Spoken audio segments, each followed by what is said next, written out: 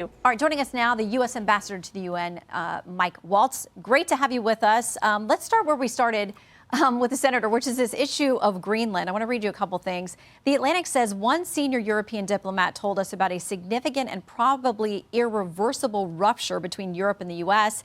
The headline from The Hill, Trump walks back Greenland threats, but Congress fears long-term NATO damage. You heard what the senator said, that she thinks there is long-term damage and that our NATO allies can't trust us anymore. Your response?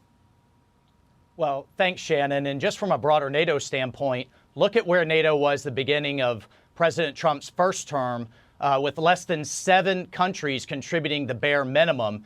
Now, not only do you have everyone contributing the bare minimum, you have a number going to double that towards 5% of their GDP. NATO is far better for some of the tough love from President Trump. And look, I have to push back respectfully on this notion that the Arctic, that there aren't imminent threats in the Arctic.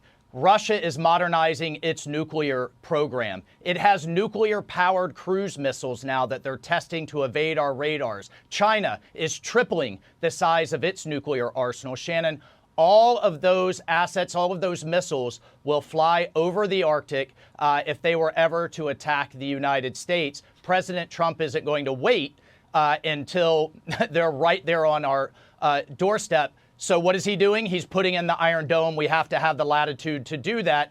Look at the shipping lanes. Russia, 60 icebreakers. China building its own fleet. What has President Trump done? He's now commissioned with Finland a plan to get a dozen of our own icebreakers up there.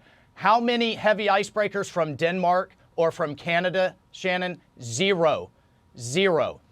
So look, there is also Article 3 of the NATO treaty that each member nation has a responsibility to defend its territory. And the reality is Denmark is a great ally in many ways, but they have ignored Greenland from a defense standpoint, and they have ignored the Greenlandic native Inuit people.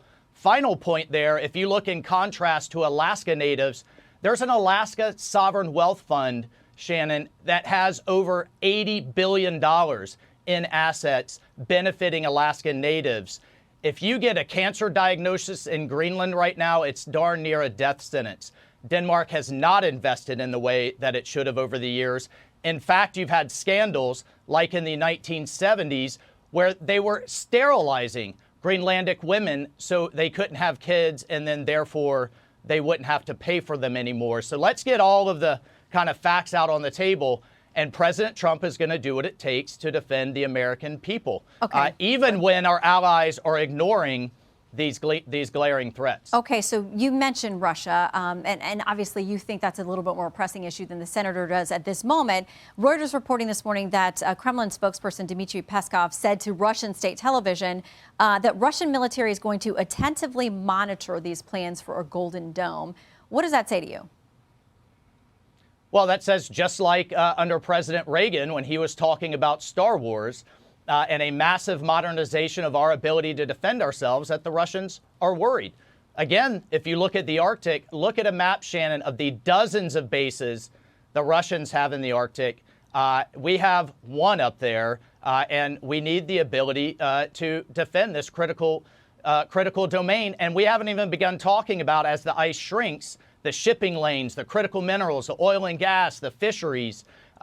This is a place where President Trump is looking over the horizon, literally and figuratively, into the future so that America is safer, stronger, and more prosperous. All right, I want to make sure that I get to another foreign policy hotspot with you, and that's Iran. I had a conversation with somebody this week in my life I've known a long time. He and his family escaped decades ago from Iran. He was so, hopeful, optimistic that something was going to change with regime change there. He's very disheartened about the thousands of people who've lost their lives. The Hill has a piece written by an Iraq War veteran who says this: "We've spent billions to try to understand Iran so we could topple their regime. The opportunity was there, and we might have just blown it because an empty threat resulted in a deadly reaction with no repercussions." I know there's been talk of us moving military assets into that region.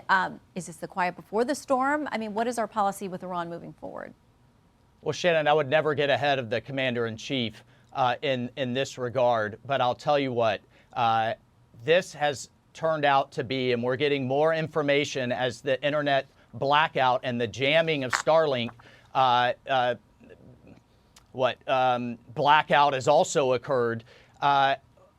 This is a state-sponsored massacre. The UN's own figures are saying now up to 18,000, although it looks like it may be far, far worse. President Trump is going to take measured steps in the sense of making sure our bases are protected, making sure Israel is protected against any type of response. We have engaged with our allies and engaged with the region, and we're putting assets in the region for him to be able to make the absolute right decision. But at the end of the day, what is not going to change is the corruption, is the malpractice that has been the Iranian regime. And the second executive order that President Trump put in place was his maximum pressure.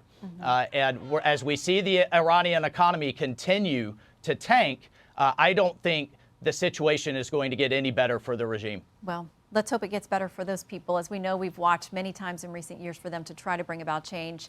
Ambassador, always good to see you. Thank you for your time. Good to see you. Hey everyone, I'm Emily Campagno. Catch me and my co-hosts Harris Faulkner and Kaylee McEnany on Outnumbered every weekday at 12 p.m. Eastern, or set your DVR. Also, don't forget to subscribe to the Fox News YouTube page for daily highlights.